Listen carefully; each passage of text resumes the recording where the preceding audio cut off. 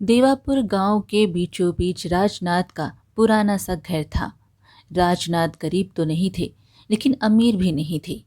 उनकी दो बेटियां थीं, अर्चना और रचना। अर्चना बड़ी थी, संस्कारों की मूरत थी, तो रचना छोटी थी, घमंड की दुकान। शुरुआत में दोनों बहनें साथ साथ पली थी, एक ही थाली में खाना, एक साथ सोना। लेकिन जैसे जैसे उम्र बढ़ी, रचना के मन में एक अजीब सी जलन घर करने लगी। गांव में लोग अर्चना की तारीफ करते थे। अर्चना तो देवी जैसी है, बहुत शांत और नेक दिल। हाँ, सही कहा, ऐसी बहू मिले तो घर स्वर्ग बन जाए। यह बातें रचना के कानों में जहर बनकर उतरने लगी थी। वो सोचती, मैं सुंदर हूँ, दिमाग से तेज हूँ, फिर सब अर्चना की ही तारीफ क्यों करते हैं। उसके पास तो ना शक्ल है ना अक्ल, उसके बावजूद सब उसी को मक्खन लगाते फिरते हैं। अर्चना को यह सब पता था, लेकिन वो चुप रहती, क्योंकि उसे लगता था रचना मेरी छोटी बहन है, समय के साथ समझ जाएगी। एक दिन राजनाथ ने दोनों को पास बुलाया और कहने लगे, बेटा, अब तुम दोनों की शादी का समय आ गया है। अर्चना ने सिर झुका लिया, जबकि रचना की आंखों में चमक आ गई। राजनाथ ने कहा, पहले अर्चना के लिए जीत का रिश्ता आया है। जीत गरीब था और खेत में काम करता था, लेकिन दिल से साफ और नेक दिल था। रचना ने जब यह सुना तो वह हंस पड़ी। वाह, बड़ी बहन को तो किसान मिल गया, अब तो जिंदगी मजे में कटेगी। वैसे भी इसे तो बंधुआ मजदूरी करना अच्छा लगता है।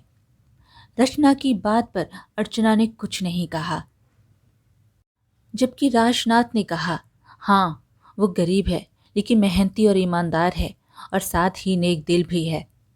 अर्चना उसके साथ बहुत खुश रहेगी। अर्चना बोली, जी पिताजी, जैसा आप ठीक समझे। वहीं दूसरी तरफ रचना के लिए विजय का रिश्ता आया था, जो एक जाना माना व्यापारी था।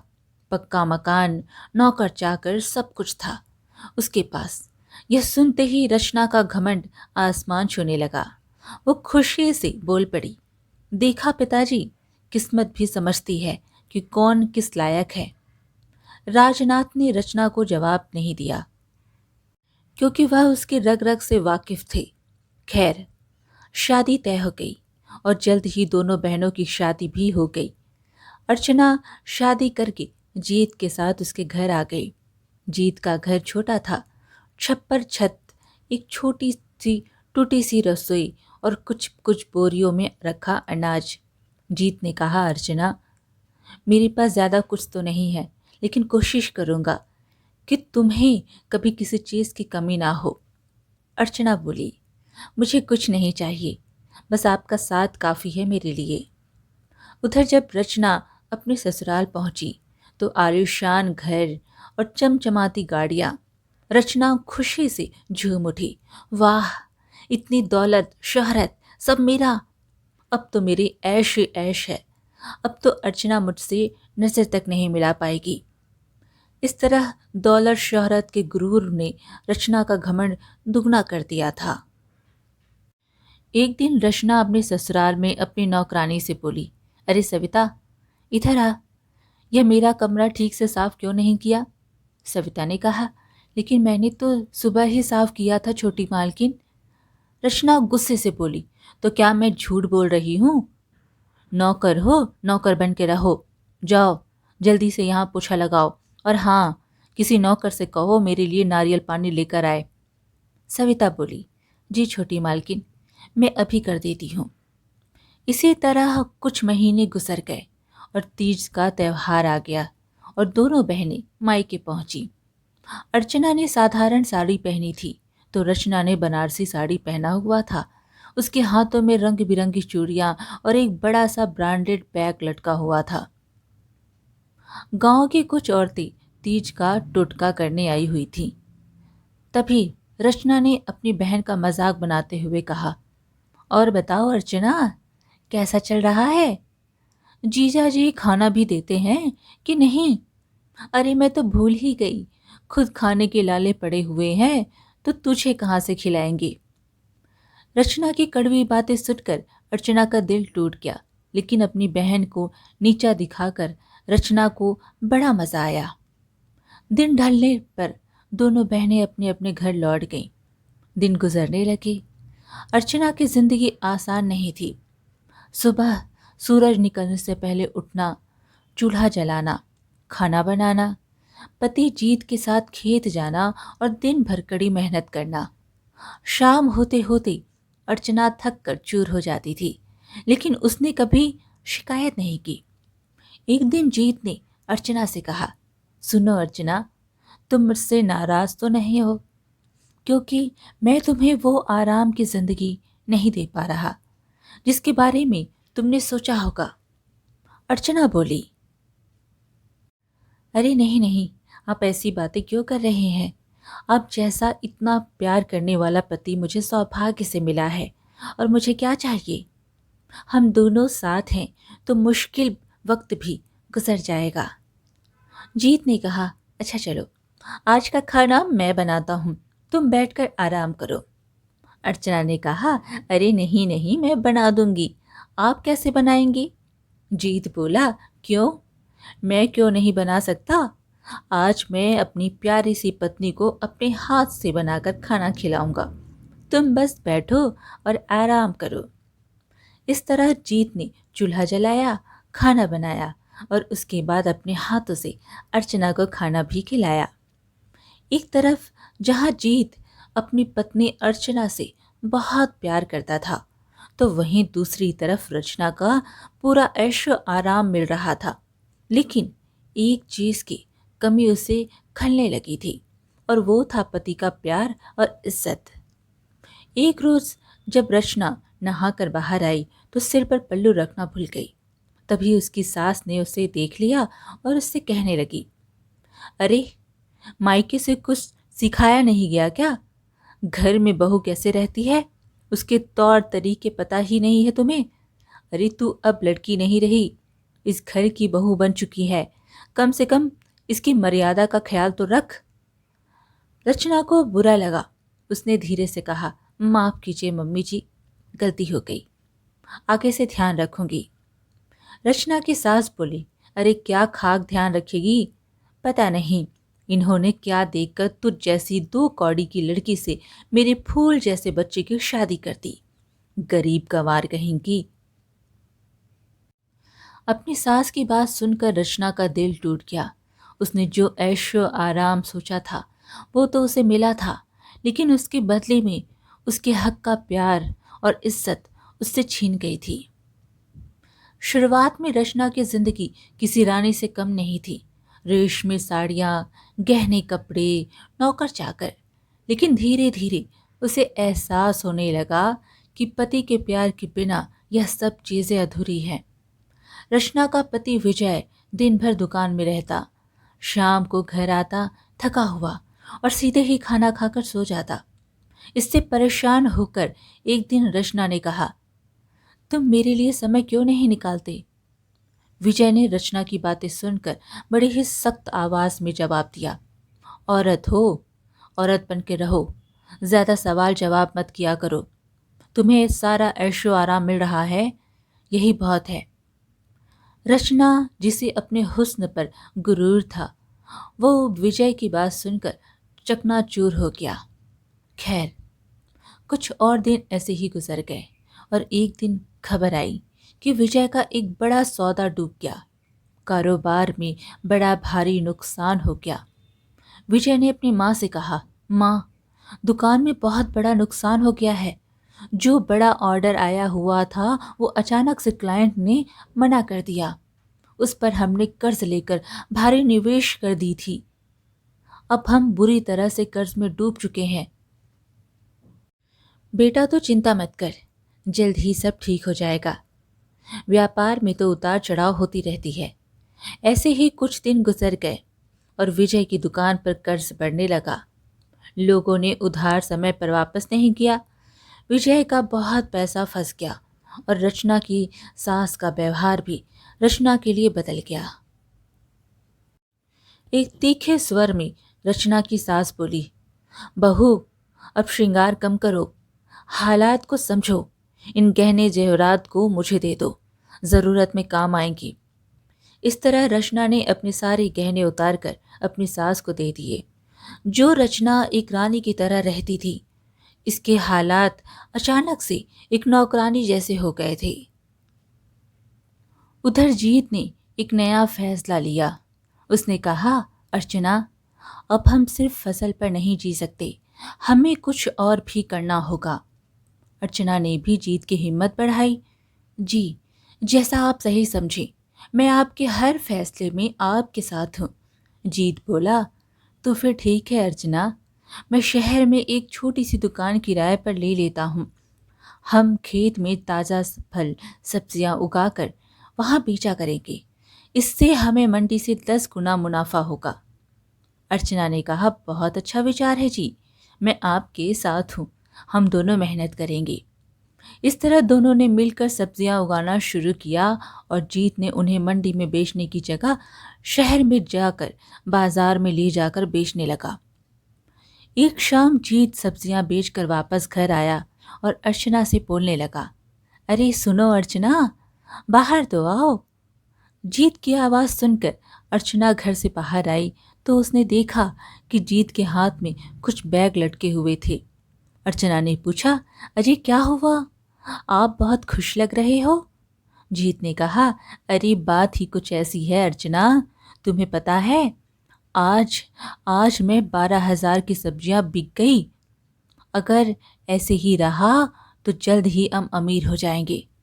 अजी यह तो सच में बहुत ही खुशी की बात है।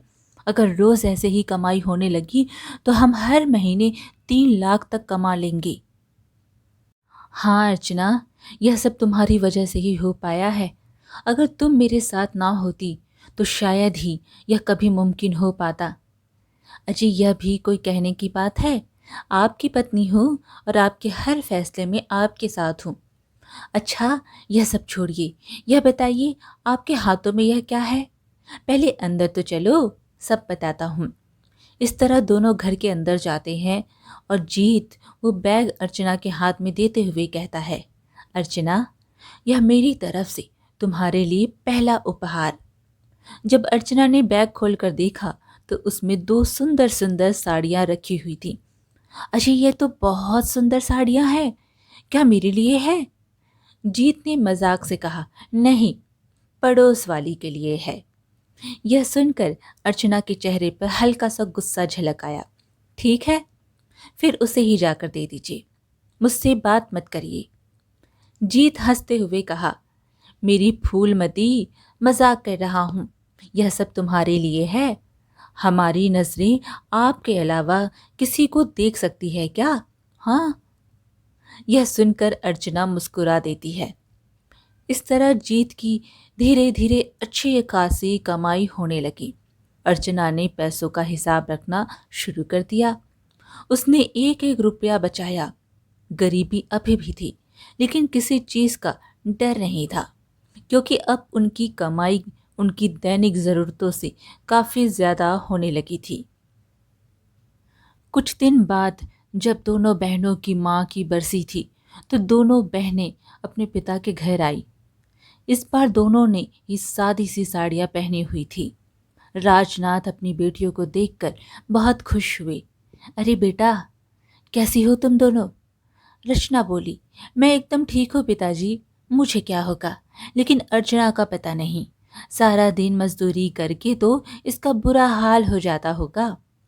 अर्चना बोल पड़ी, नहीं नहीं छोटी बहन, ऐसी कोई बात नहीं है। जीत ने नया व्यापार शुरू किया है और भगवान की दया से सब बहुत अच्छा चल रहा है। जल्द ही हम नया घर भी लेने वाले हैं। यह सुनकर रचना की जलन और भी बढ़ गई। कुछ ही दिन बाद विजय की आर्थिक हालत और बिगड़ गई। घर के गहने बिकने लगे, नौकर हटा दिए गए। सास का गुस्सा रचना पर टूटने लगा। वो दिन रात रचना को ताने मारने लगी। अरे कलमुही, तेरे मायके से कुछ मदद क्यों नहीं मांग लेती। अपने बाप से बोल कि अपने दामाद की थोड़ी मदद कर दे, ताकि तेरे पति की परेशानी थोड़ी कम हो जाए। रचना बोली, लेकिन माँ जी, मेरे पिताजी तो एक साधारण से किसान हैं, उनके पास कोई धन दौलत नहीं है और जो थोड़े बहुत पैसे थे वो भी उन्होंने हमारी शादी में लगा दिए, तो वो कहाँ से हमारी मदद कर पाएंगे? रचना की सास ने कहा, हमने बहुत बड़ी गलती कर दी तुझसे विजय की शादी करके। अगर किसी अच्छे खानदान में की होती तो आज कम से कम वह विजय की मदद तो करते। यह सुनकर रचना को बहुत बड़ा धक्का लगा। उसे महसूस हुआ कि जिस दौलत शोहरत को देखकर उसे घमंड हो रहा था, वो उसे सिर्फ एक कुत्ते की हैसियत से ही मिल रहा था। दोनों बहनों की जिंदगी एक नया मोड़ ले रही थी। एक तरफ जहां अर्चना की जिंदगी खुशहाली की तरफ बढ़ रही थी, तो वहीं दूसरी तरफ रचना की जिंदगी धीरे धीरे तबाही की ओर बढ़ती जा रही थी। एक रात जोरों से बारिश हो रही थी। रचना रसोई के एक कोने में बैठी थी, रो रो कर आंखें सूजी हुई थी। पीछे से सास की आवाज उसके कानों में गूंज रही थी, अरे करम चली, तू डूब क्यों नहीं मरती? मेरे बेटे का सुकून खा गई तू। हमारे घर को बर्बाद करके रख दिया तूने। ना मायके से पैसा लाई, ना किस्मत लाई, कुलक्षणी है। यह सब सुनकर भी विजय चुप था। उसकी चुप्पी रचना के लिए सबसे बड़ा तमाचा थी। रचना को लगा जैसे कि उसका पूरा अस्तित्व ही मिट्टी में मिल रहा हो। अगली सुबह विजय की दुकान पूरी तरह बंद हो गई। कर्जदार दरवाजे पर खड़े थे। घर पे बिकने की नौबत आ गई थी। सास ने बेरुखी आवाज में कहा, रचना, तू अपने मायके चली जा। यहाँ अब तेरा कोई काम नहीं है। हमारे पास तुझे खिलाने के पैसे नहीं हैं। रचना का घमंड पूरी तरह से टूट चुका था। वो बिना कुछ बोले एक छोटी सी गठरी लेकर रोते हुए मायके की तरफ निकल पड़ी। जब रचना अपने मायके पहुंची तो राजनाथ उसे देखकर चौंक गए। बेटा रचना, क्या हुआ?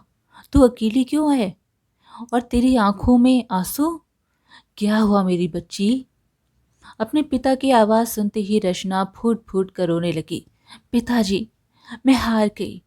उन्होंने मुझे घर से निकाल दिया। उनके लिए मैं एक नौकरानी से ज्यादा कुछ नहीं थी। मैं बेघर हो गई पिताजी। मैं कहीं की नहीं रही। राजनाथ ने कहा, कोई बात नहीं मेरी बच्ची, तू रो मत। तेरा बाप अभी जिंदा है। चल, अंदर चल। राजनाथ रचना को घर के अंदर ले गए, लेकिन रचना लगातार रो रही थी। इसलिए राजनाथ ने अपनी बड़ी बेटी अर्चना को घर बुलाया। अर्चना के आते ही राजनाथ ने उससे कहा, बेटी अर्चना, रचना को उसके ससुराल वालों ने घर से निकाल दिया है। इस तरह राजनाथ ने पूरी बात बता दी। अर्चना ने सारी बात सुनकर बोली, आप चिंता मत कीजिए, मैं रचना से बात करती हूँ। अर्चना रचना के कमरे में गई। रचना दीवार का सहारा लेकर रो रही थी। अर्चना ने कहा, ओह, तो अब हमारी शेरनी इतनी कमजोर हो गई कि हार मानकर रोने लगी। यह सब सुनकर रचना ने अर्चना की तरफ देखा। उसकी आंखों में लाचारी और पश्चाताप दोनों झलक रहा था। अचानक रचना उठी और अर्चना के पैरों में गिर पड़ी। बहन, मुझे माफ कर दे। मैंने तेरे साथ बहुत बुरा बर्ताव किया। शायद भगवान ने मुझे इसी की सजा दी है। रचना का यह रूप देखकर अर्चना सन्न रह गई। रचना ने कहा, मैंने तुझे हमेशा नीचा दिखाया, तेरी गरीबी का मजाक उड़ाया और आज मैं खुद खाली हाथ हूँ। मेरे साथ जो भी हुआ वो सब मेरे कर्मों का फल है, जो मैं भुगत रही हूँ।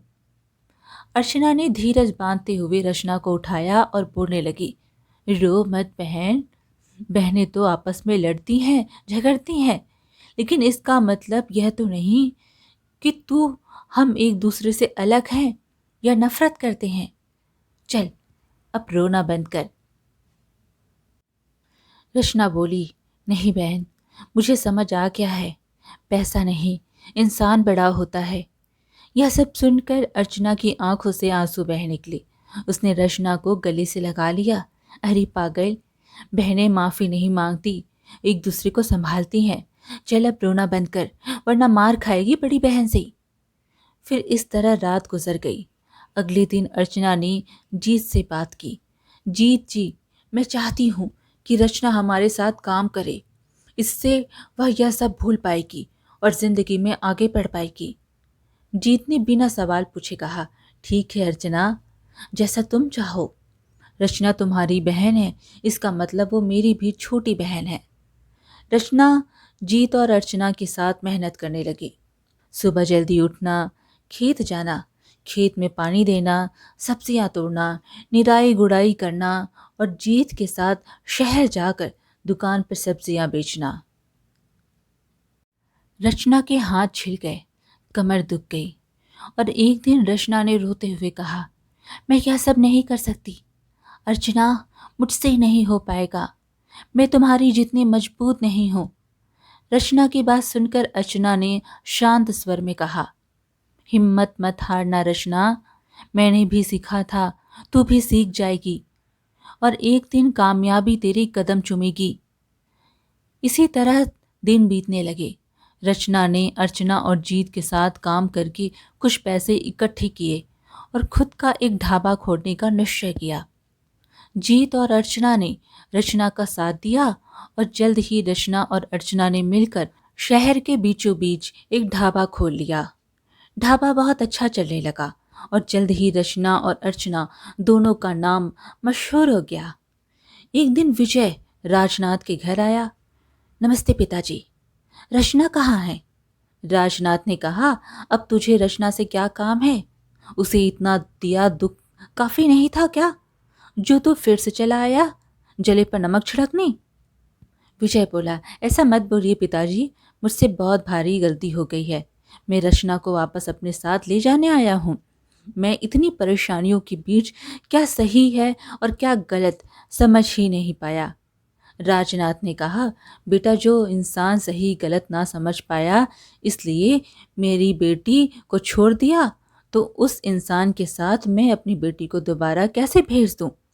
वो मेरी बेटी को इंसान नहीं कोई सामान समझता हो। विजय बोला, ऐसा मत बोलिए पिताजी, मुझे अपनी गलती का एहसास है। मैं फिर कभी ऐसा नहीं करूँगा। विजय बोल ही रहा था कि तभी पीछे से अर्चना और रचना भी वहां आ गई। अर्चना ने गुस्से से कहा, विजय, तुम यहाँ क्या कर रहे हो? विजय बोला, मैं रचना को अपने साथ वापस ले जाने आया हूँ। अर्चना बोली, इतना सब करके तुम्हारा मन नहीं भरा कि तुम वापस आ गए? विजय गुस्से से बोला, अर्चना, तुम बीच में मत बोलो, मैं रचना से बात कर रहा हूँ, तुम हमारे बीच में मत आओ। विजय की बात सुनकर रचना ने तीखे अंदाज में कहा, मिस्टर विजय, तमीज में रहकर बात कीजिए। आप मेरी बहन से बात कर रहे हैं और मुझे आप यह बताइए, आज अचानक आपको मेरी याद कैसे आ गई? विजय बोला, क्योंकि मुझे अपनी गलती का एहसास है। मैं तुम्हें वापस अपने साथ ले जाना चाहता हूँ। रचना बोली, क्या मजाक है? मैं तुम्हारा अफसोस अच्छे से जानती हूँ। आज मेरे पास दौलत शोहरत आ गई तो तुम्हें मेरी याद आ गई? तुम सिर्फ लालची इंसान हो विजय, बिन पेंदे के लोटे की तरह हो, जो आज यहाँ तो कल वहाँ। विजय बोला, अपनी हद में रहो रचना, तुम मेरी बेइज्जती कर रही हो। रचना बोली, बेइज्जती उसकी की जाती है जिसकी कोई इज्जत हो। आप जैसे लोगों की तो कोई इज्जत नहीं होती। अब चले जाइए यहाँ से, वरना हमें धक्के देकर बाहर निकालना पड़ेगा। विजय गुस्से से चिल्लाकर बोला, मैं तुम सबको देख लूंगा। अर्चना बोली, हाँ हाँ देख लेना, अब जा यहाँ से। इस तरह विजय आग बबूला होकर वहां से चला गया। कुछ दिन बाद रचना ने विजय से तलाक ले लिया। दोनों बहनों ने बहुत तरक्की की और अर्चना और जीत ने मिलकर रचना के लिए बहुत अच्छा लड़का ढूंढा और रचना की दूसरी शादी करवा दी। अब रचना को अच्छा जीवन साथी मिला और इस तरह दोनों बहनें अपने अपने घर में खुशी खुशी रहने लगी। आज की कहानी यहीं पर समाप्त हुई। फिर मिलेंगे एक और कहानी के साथ। कहानी पसंद आए तो एक लाइक ज़रूर करें और कमेंट में हरे कृष्णा ज़रूर लिखें। चैनल को सब्सक्राइब करना बिल्कुल ना भूलें। धन्यवाद।